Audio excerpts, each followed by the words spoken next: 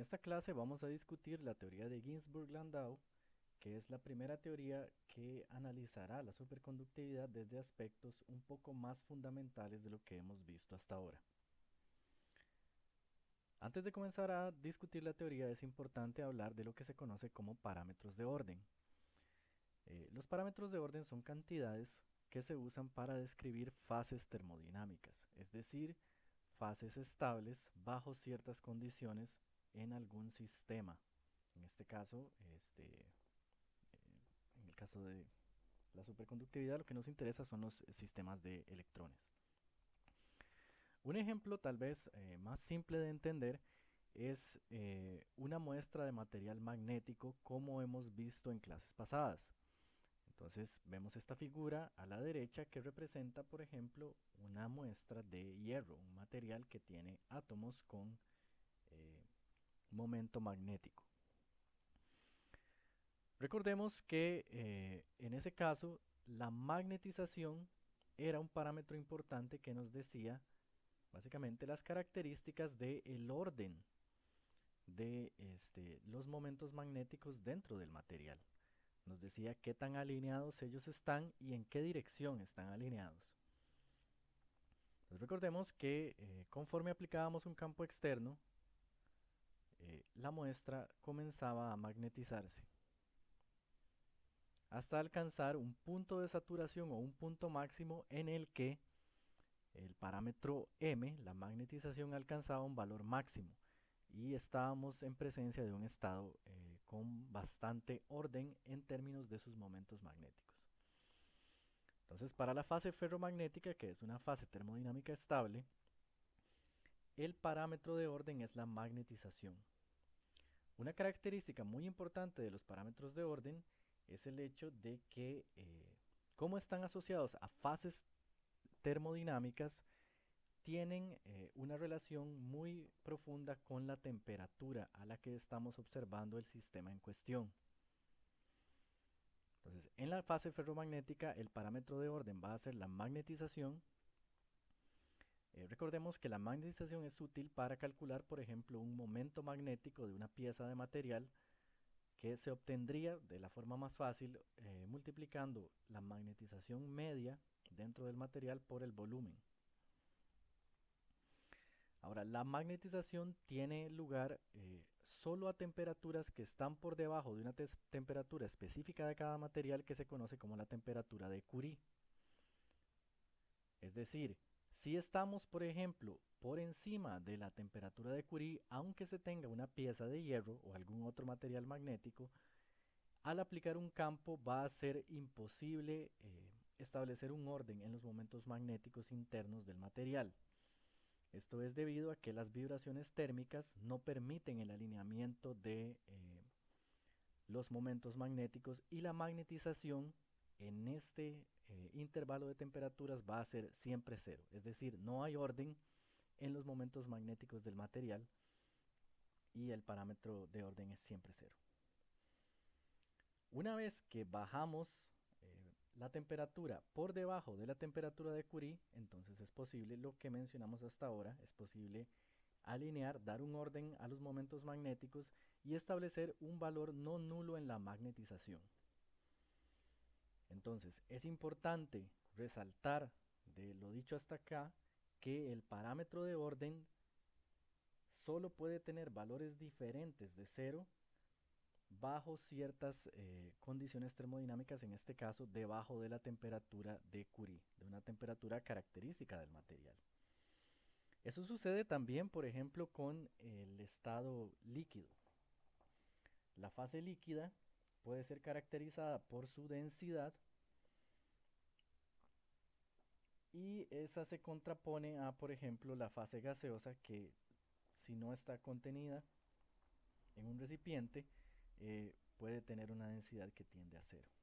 En el caso de la fase ferromagnética, cuando la fase no se puede presentar, las condiciones termodinámicas no son apropiadas, la magnetización va a ser siempre cero y solo cuando la fase se vuelve conveniente para el sistema, es decir, debajo de la temperatura de Curie, podemos encontrar un valor finito para la magnetización. Vamos a usar lo dicho hasta ahora para hacer un análisis similar en el caso de la fase superconductora. En este caso, la propuesta, que es la base de la teoría de Ginzburg y Landau, es la existencia de un parámetro de orden que eh, va a ser descrito como el número de electrones en fase superconductora por unidad de volumen. Es decir, tenemos que imaginar un sólido como un gas de electrones, por ejemplo, y cuando la fase superconductora comienza a ser conveniente y el sólido la adquiere,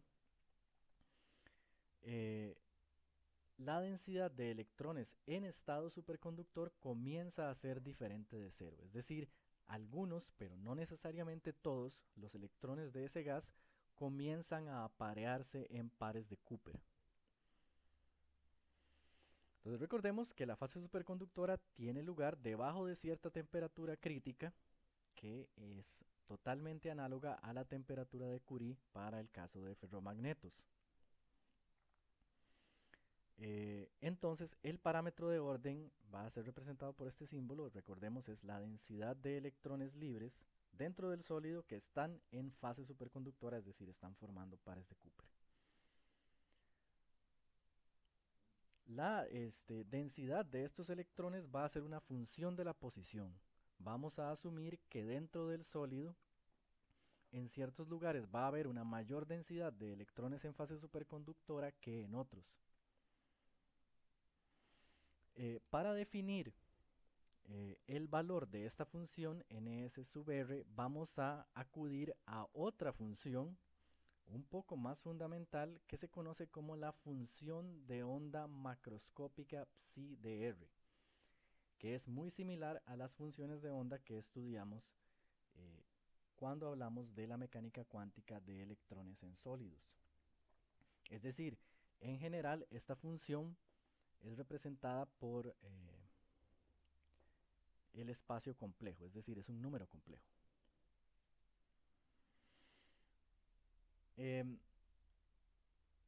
Entonces vean que el detalle importante de acá es que si bien el parámetro de orden es ns, vamos a determinarlo a partir de otra función de la posición psi.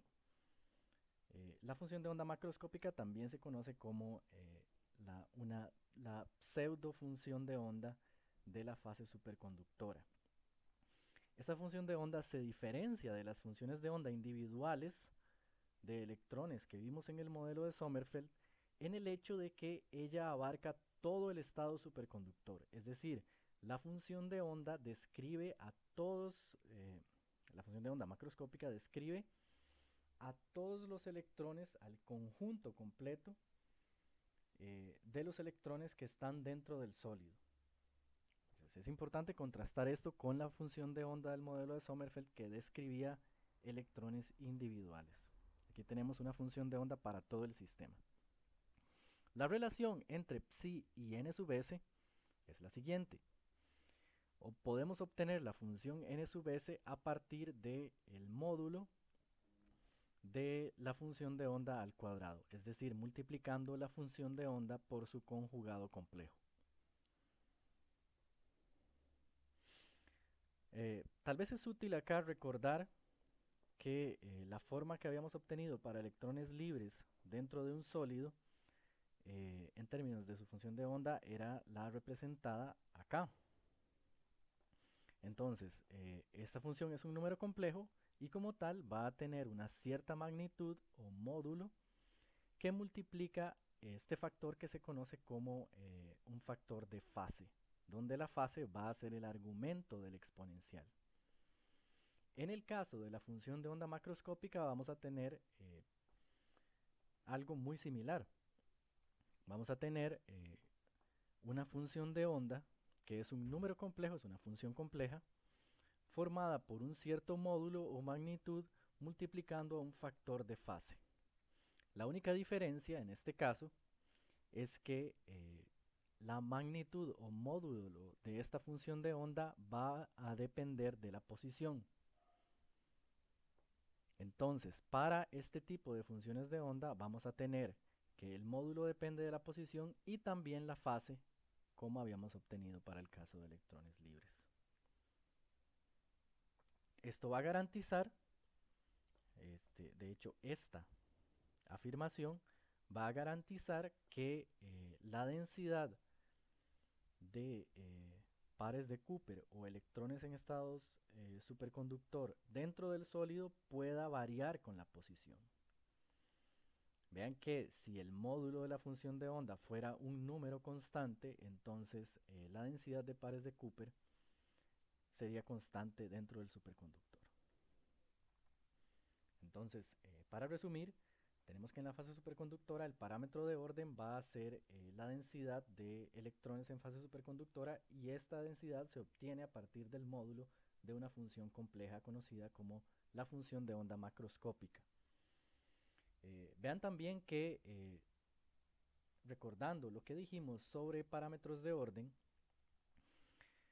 es posible deducir que si Ns es el parámetro de orden de la fase superconductora, entonces a las temperaturas en que la fase superconductora no es conveniente, Ns tiene que ser igual a 0, lo cual es coherente con lo que imaginamos sobre el estado superconductor.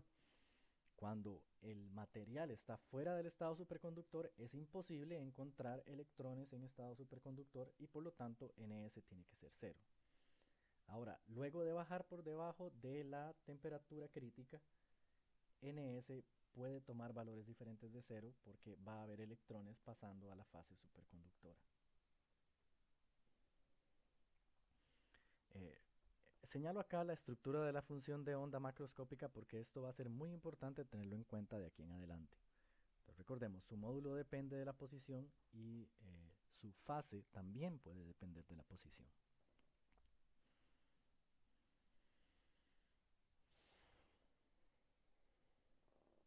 Ok. Entonces, vamos a dar unas características de plausibilidad para la función de onda macroscópica dentro de un sólido. Entonces, retomemos un sólido, imaginemos que ese sólido está en fase superconductora y tratemos de ver qué valores puede tener la función de onda macroscópica dentro de él.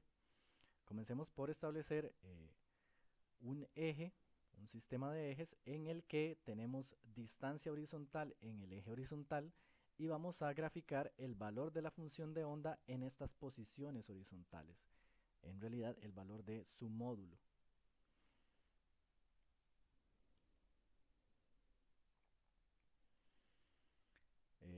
Delimitamos acá las fronteras del sólido y lo que esperamos es observar una función de onda o una magnitud o módulo de la función de onda que varíe con la posición de una forma similar a la mostrada acá.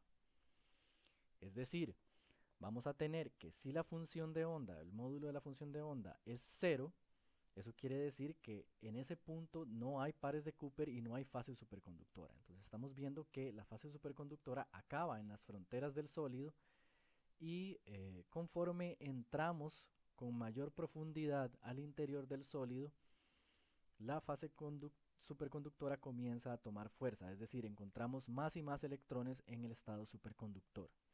De hecho, bien adentro de un sólido grande, vamos a tener que el valor de la densidad de electrones superconductores alcanza un valor máximo que está expresado por esta línea horizontal de acá.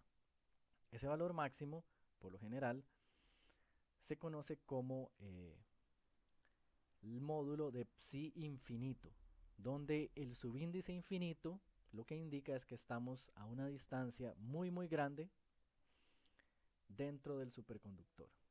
Con esto dicho, podemos comenzar a discutir la teoría de Ginzburg-Landau. Tal vez lo más importante para decir a modo de introducción de esta teoría es su utilidad.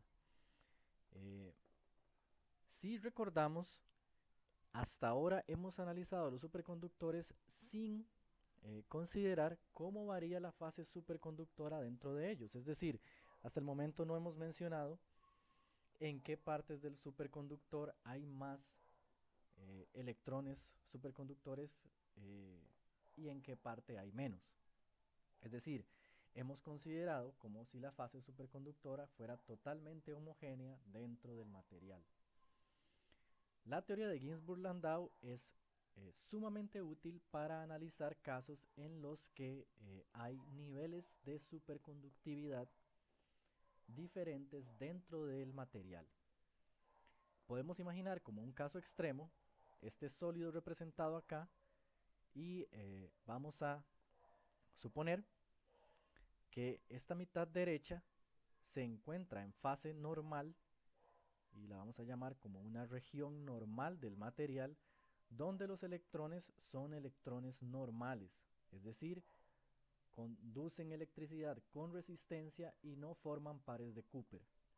En la otra mitad del material tenemos electrones en estado superconductor, es decir, electrones que pueden conducir sin resistencia y forman pares de Cooper. Esta sería la región superconductora. Lo que caracteriza a cada región va a ser el valor de su parámetro de orden. En la región derecha, claro, tenemos un valor de ns nulo. En la región izquierda vamos a tener un valor de ns no nulo y muy dentro de esa región ns va a tender a el cuadrado del módulo de psi sub infinito. Antes de comenzar, ciertos puntos de importancia, en especial el hecho de que dentro de un superconductor los portadores de carga son los pares de Cooper. Entonces recordemos que un par de Cooper tiene una masa igual a 2 veces la masa efectiva del electrón y una carga de menos 2 veces la carga elemental, y a este 2e le llamamos E asterisco, ¿okay? La carga de el par de Cooper. También había una cierta longitud de separación entre dos electrones formando un par, valores de sus spines opuestos y valores de sus momentos opuestos. Ok, para comenzar a hablar de la teoría de Ginzburg y Landau, es importante retomar la definición del parámetro de orden. Para él, Ginzburg y Landau definieron que el parámetro de orden debía ser igual a la norma de una función compleja, ¿okay? Una función de la posición que da un número complejo. Entonces, precisamente la densidad de electrones superconductores dentro de material superconductor va a ser igual al cuadrado de la norma de esa función. También es bueno recordar la energía libre de Helmholtz que hemos definido en la clase de termodinámica, y recordar también que podemos dividir esa energía entre el volumen y obtener una expresión de esta forma, donde U es la energía interna por unidad de volumen y S es la entropía por unidad de volumen. Similarmente teníamos la energía libre de Gibbs, que era la más útil para nosotros, y si hacemos el mismo procedimiento podemos definir la densidad de energía libre de Gibbs. Ok, recordamos también que había ciertas condiciones para que la transición de normal a superconductor se diera. Teníamos que cuando la temperatura es mayor que la temperatura crítica, es decir, cuando la transición al estado superconductor no surge de forma espontánea en el material, esto es debido a que la energía libre en el estado normal es menor que la energía libre en el estado superconductor. Similarmente, si tenemos un sistema en que la temperatura es menor que la temperatura crítica, en ese estado vamos a tener que la energía libre del estado normal va a ser mayor que la energía libre del estado superconductor, por lo tanto, el sistema prefiere estar en el estado normal, quiero decir, superconductor de manera espontánea. Ok, entonces, lo que queremos con la teoría de Ginzburg y Landau es relacionar la energía libre con el parámetro de orden. ¿Okay? Entonces, la energía libre que vamos a definir va a ser una función de la norma de la función de onda macroscópica, lo cual es lo mismo que decir que la energía libre es una función de la densidad de pares de Cooper dentro del superconductor. Entonces vean que ahora vamos a definir la energía libre como una función de una función. ¿Okay? Técnicamente esto se conoce como un funcional. ¿Qué es lo que buscamos entonces en la teoría de Ginzburg-Landau? Bueno, lo que buscamos es encontrar la función psi que define el parámetro de orden. La función psi, de hecho, de nuevo va a ser una función compleja. Toma los valores reales de la posición y devuelve un valor complejo. Y lo que nos interesa, de hecho, es encontrar esta función a partir de cierta cosa que vamos a suponer al comienzo. Es decir, como vimos anteriormente, lo que vamos a suponer es que la energía libre de todo el conjunto de electrones depende de esta función. Además, sabemos que, como esta función define el parámetro de orden, cuando el parámetro de orden es no nulo, tenemos fase superconductora. Cuando el parámetro de orden es nulo, la fase superconductora no existe. ¿Okay? Los materiales están en estado normal. Entonces, el parámetro de orden nos dice si hay o no superconductividad, básicamente. Vean que debido a esta relación, entonces psi nos dice también si hay o no superconductividad. Y de hecho, si psi es grande, sabemos que hay una gran concentración de pares de Cooper, ¿verdad? De portadores de carga superconductores en esa región. Y por lo tanto, en esa región podemos decir que la superconductividad es fuerte. Entonces, la función correcta debería producir el valor mínimo de la energía libre. Ahora, aún no tenemos la forma en que la energía libre depende de psi. Y de eso se trata la teoría de Ginzburg-Landau. Suponer en qué forma la energía libre podría depender de psi. Unas relaciones importantes que tenemos es, de nuevo, el operador momento, ¿verdad? Para actuar sobre funciones de onda, el momento se transforma en un operador que es h sobre i nabla. En el caso en el que tenemos partículas cargadas moviéndose en campos eléctricos y magnéticos, es muy útil, de hecho necesario, definir lo que se conoce como el momento canónico o el momento electromagnético, que es igual al momento de las partículas individuales más esta cantidad, que sería la carga de la partícula dividida entre c por el vector a, que es el potencial vector magnético. ¿Okay? Entonces, en nuestro caso, el momento para este sistema de electrones va a estar definido por P, que se expresa mediante el operador momento, ¿verdad? Sustituyendo esto acá, más Q entre C por A. Ok, entonces, ¿qué fue lo que supusieron Ginzburg y Landau para desarrollar su teoría? Bueno, Ginzburg y Landau supusieron que cerca de la temperatura de transición, de la temperatura crítica, la densidad de energía libre podía ser expandida en potencias del parámetro de orden de esta forma, donde el primer término Fn es la energía libre o la densidad de la energía libre del estado normal, y luego vemos que tenemos varios términos que dependen de psi, que determina el parámetro. Okay, esta expresión se conoce como la energía libre de Ginzburg-Landau. Ok, entonces, si bien la expresión es un poco, parece un poco grande, engorrosa, podemos analizar sus términos por aparte y ver qué nos dicen sobre la física eh, que la ecuación representa. ¿Okay? Entonces los dos primeros términos lo que nos dan básicamente es la dependencia de la energía libre con la temperatura. Lo que necesitamos con la energía libre, recordemos, es que conforme, por ejemplo, si estamos en una fase superconductora y subimos la temperatura hacia la temperatura crítica, entonces, primero que nada, la densidad de pares de Cooper tiene que ir disminuyendo cada vez más, ¿verdad? El número de pares de Cooper va a ir disminuyendo hasta que en Tc llega a cero. Y de esta forma también la energía libre de Ginzburg-Landau va a ir tendiendo a la energía libre del estado normal. ¿Ok? Recordemos que justo en una transición de fase, las energías libres de cada fase son iguales. Es decir, F en TC, F tiene que ser igual a Fn. Ok.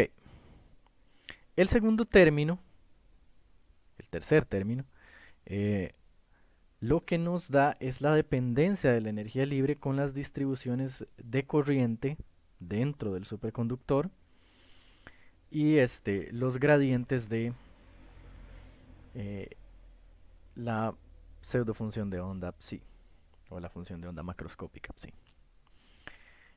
Vean que como hay gradientes de psi, estamos afirmando, o sea, este segundo término, si este segundo término no es nulo,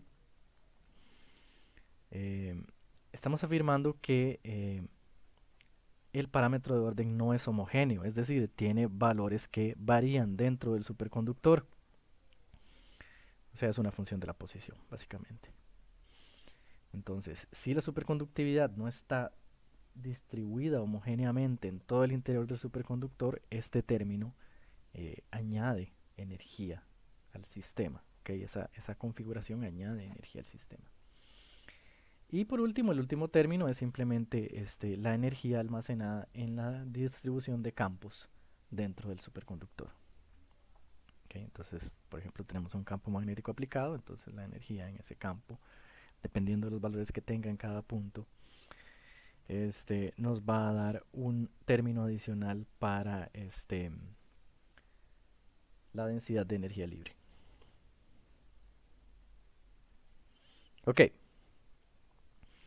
entonces, comencemos con un análisis en casos simples que hagan que esta ecuación, esta expresión matemática, eh, tome formas un poco más manejables. ¿Ok? Entonces, tal vez una forma bastante lógica de comenzar es intentar averiguar la densidad de energía libre para una función psi que tenga la forma representada acá. ¿Ok? Entonces, eh, este gráfico lo que representa es cómo varía la función psi dentro de un superconductor. eh, y lo que esperamos es que la función psi, o sea, el número de pares de Cooper por unidad de volumen, eh, en las fronteras tienda rápidamente a cero. Es decir, de este lado, fuera del superconductor, no puede haber superconductividad, básicamente. El parámetro de orden tiene que ser nulo.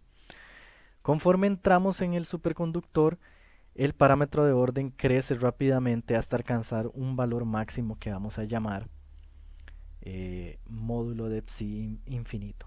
¿Ok? O simplemente el valor máximo del parámetro de orden. Entonces el valor máximo del parámetro de orden se alcanza en posiciones que están bastante adentro del superconductor. ¿Ok? Por ejemplo, en el centro del superconductor. Ok, entonces lo que vamos a considerar es simplemente esa región. Esta región donde el parámetro de orden es básicamente un valor fijo. No depende de la posición. ¿Ok? Eh, Similarmente, dentro de un superconductor sabemos que el campo magnético es expulsado y tampoco hay corrientes, porque sabíamos que para que haya corrientes tiene que haber campo magnético dentro de un superconductor, ¿verdad? Las regiones donde hay campo hay corriente y las regiones donde hay corriente hay campo pasando a través de él. Eh, entonces, en esta región que nos interesa, no va a haber corrientes y no va a haber campos. Por lo tanto,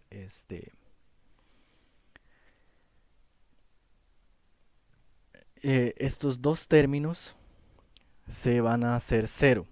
Bueno, recordemos también que este término nos da un aumento en la energía si hubiera variaciones de psi, pero acabamos de decir que en la región que nos interesa psi no varía. Okay, entonces no hay campos ni gradientes y eso quiere decir que el tercer término, que puede escribirse de esta forma, solo para ser explícitos, tiene que ser 0.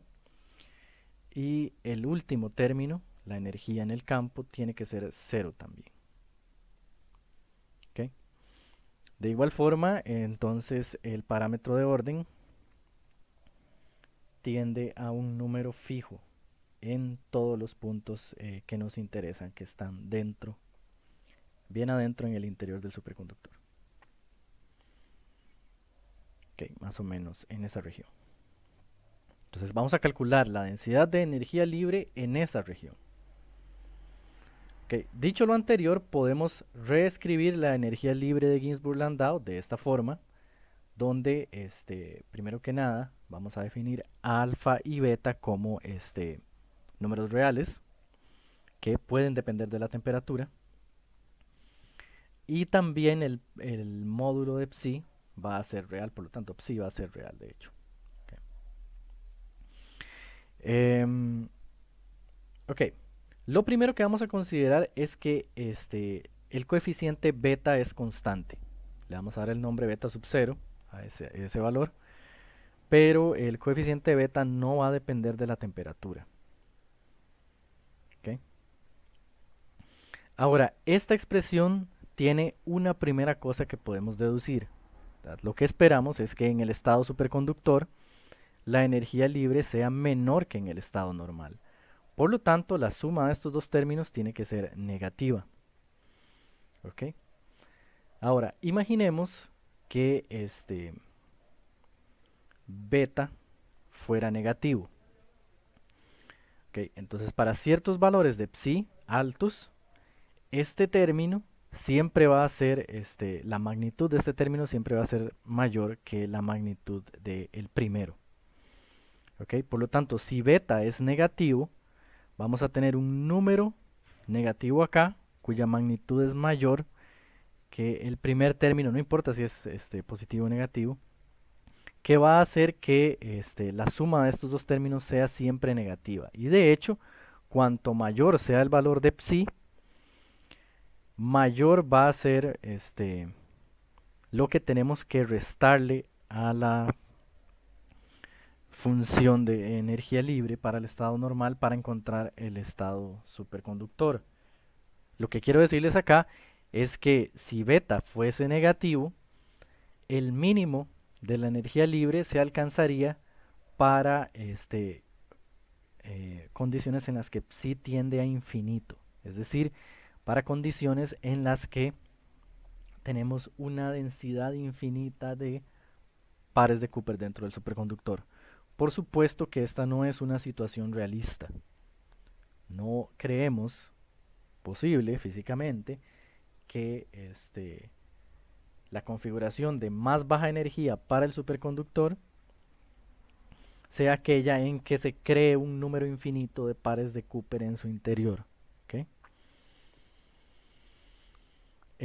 Por lo tanto, lo que buscamos es que la energía libre tenga su valor mínimo para valores de psi que sean finitos. ¿Okay? Esto solo puede ser posible si beta es positivo. ¿Okay? Vean que si beta es positivo, eh, entonces podemos tener un primer término negativo que bajo ciertos valores de psi hagan que esta suma sea negativa y la energía libre del estado superconductor sea menor que la energía libre del estado normal. ¿Okay? Entonces vamos a restringir simplemente por consideraciones de la física del fenómeno que beta es real y positivo y constante también. Ahora alfa puede ser cualquier cosa. ¿Okay? Y de hecho vamos a encontrar una forma bien razonable de definir alfa. El coeficiente alfa lo vamos a definir de esta forma. ¿Okay? Vean que alfa es 0 cuando la temperatura es igual a la temperatura crítica. Por lo tanto, en la temperatura crítica, sin importar cuál sea el valor de beta, vamos a tener que el estado superconductor tiene mayor energía que el estado normal. ¿Okay? Ahora, vean que para valores de t menores que tc, alfa va a ser negativo. Aquí estamos definiendo alfa sub 0 como una constante positiva. ¿Ok? Entonces, para valores de t menores que tc, alfa es negativo y entonces tenemos lo que habíamos dicho antes. Tenemos que el primer término es negativo, el segundo es positivo y puede haber valores de psi para los cuales esta suma sea negativa. ¿Ok?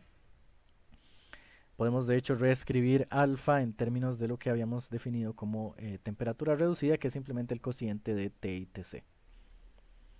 Ok. Entonces vean que de hecho, si la temperatura, como dijimos anteriormente, si la temperatura es mayor que la temperatura crítica, entonces la energía libre del estado superconductor es mayor que la energía libre del estado normal y no tenemos superconductor. Cuando enfriamos por debajo de la temperatura crítica, entonces la energía libre del estado superconductor es menor que la del estado normal y hay estado superconductor. Ok, entonces hasta acá dijimos que puede haber valores de psi, que es un número, ¿verdad? Eh, para los cuales esta suma sea negativa, considerando beta positivo y alfa negativo debajo de la temperatura crítica, pero no sabemos eh, qué valor es ese. ¿Okay? Ahora la pregunta es cuáles son los valores que van a hacer que esta suma sea negativa. Bueno, para eso podemos encontrar de hecho los valores que hacen que esta suma no solo sea negativa, sino que el valor de f sea mínimo. Eh, lo que hacemos es, como psi es un número, simplemente derivar esta expresión respecto a psi. ¿Okay? Entonces tomando la derivada tiene esa forma. Eh, podemos reacomodar los términos un poco y nos damos cuenta con esta expresión que la derivada de la energía libre con respecto a psi es igual a 0 cuando ya sea psi sea igual a 0 o la norma cuadrada de psi sea igual a menos alfa entre beta. Ven que aquí digo la norma cuadrada de psi porque eso es un caso general, pero estamos asumiendo que psi es un número real, por lo tanto esto sería psi al cuadrado nada más. Ok, vean que ese menos nos garantiza que el lado derecho de esta igualdad es positivo porque sabemos que debajo de la temperatura crítica alfa es positivo. Quiero decir, debajo de la temperatura crítica alfa es negativo. Okay. Entonces este menos hace que toda esta expresión sea positiva y tenemos que psi va a tener un valor positivo. De hecho el parámetro de orden va a ser positivo y eso va a producir algún mínimo en la energía, un valor de alfa sobre beta. Ok, entonces lo que buscábamos era que en algún punto de temperatura, debajo de la temperatura crítica, cuando alfa es negativo, la función de onda psi tuviera un valor fijo que nos define la densidad de pares de Cooper o el parámetro de orden. Y ahora encontramos que el valor de ese parámetro de orden es simplemente menos alfa sobre beta.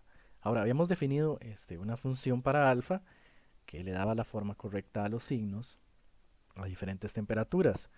Entonces podemos reescribir, de hecho, el parámetro de orden tomando en cuenta esa función. Y vean que acá, de nuevo, alfa sub 0 y beta sub 0 son positivos. Entonces tenemos que el parámetro de orden, tomando en cuenta este menos, disminuye al aumentar la temperatura reducida. Es decir, disminuye cuando la temperatura T se acerca a la temperatura crítica. Es decir, conforme calentamos el superconductor, hay cada vez menos pares de Cooper en su interior.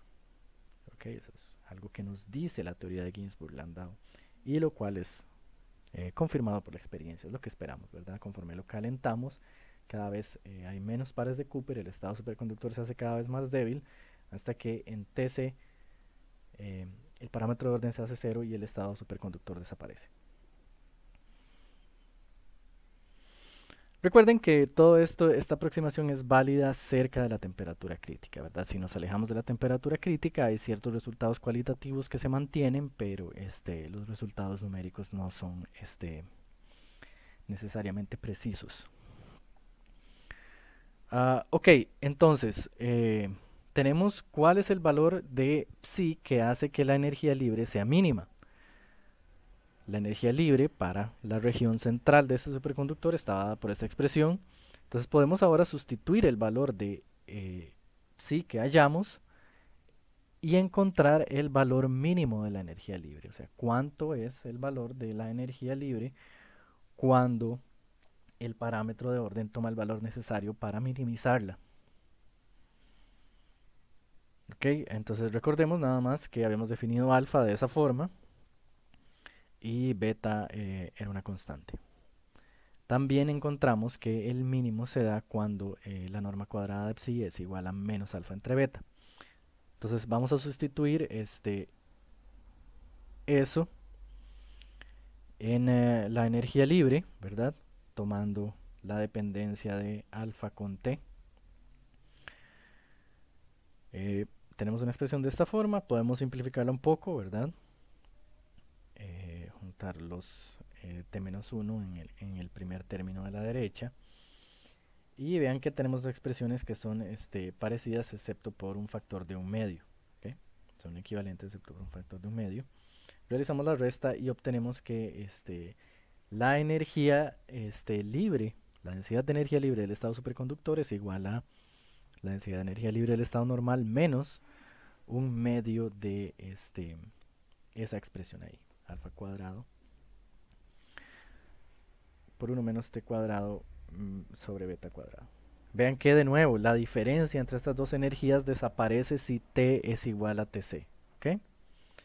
Cuando t es igual a tc, todo ese término se hace cero y la energía libre del estado superconductor se vuelve igual que la del estado normal y el material se sale del estado superconductor, básicamente. Ok, podemos entonces de hecho reescribir esa expresión para encontrar cuál es la diferencia entre las energías, cuánto mayor es la energía libre del estado normal comparada con el estado superconductor para alguna temperatura debajo de la temperatura crítica. La expresión toma esa forma y ahora concentrándonos en esta expresión podemos recordar de la teoría electromagnética de superconductores que habíamos encontrado de hecho una este, expresión para esa diferencia de energías cuando no había campo aplicado. Y recordemos que en este caso tenemos una región en la que el campo es cero. ¿Ok? Entonces habíamos encontrado antes que el estado normal es mayor que el estado superconductor cuando no hay campo aplicado en una cantidad que es igual al cuadrado del campo crítico dividido entre 8pi. ¿Ok? Es básicamente la energía asociada al campo crítico. Como nuestra teoría esperamos que satisfaga todos los resultados experimentales como podemos, bueno, retomando los valores de alfa y beta que habíamos definido, eh,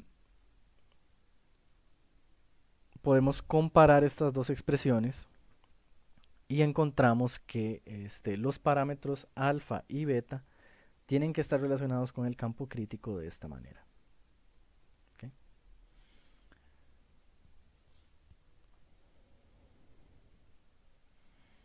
Recordemos que alfa depende de la temperatura, así como el campo crítico también depende de la temperatura. Y esto es, de nuevo, cerca de la temperatura crítica. ¿Ok? Esta relación define lo que se conoce como el campo crítico termodinámico. Como estamos usando parámetros de una teoría termodinámica, de hecho podemos despejar el campo crítico de acá y encontrar cómo calcular el campo crítico en términos de alfa y beta. Eso define lo que se conoce como el campo crítico termodinámico.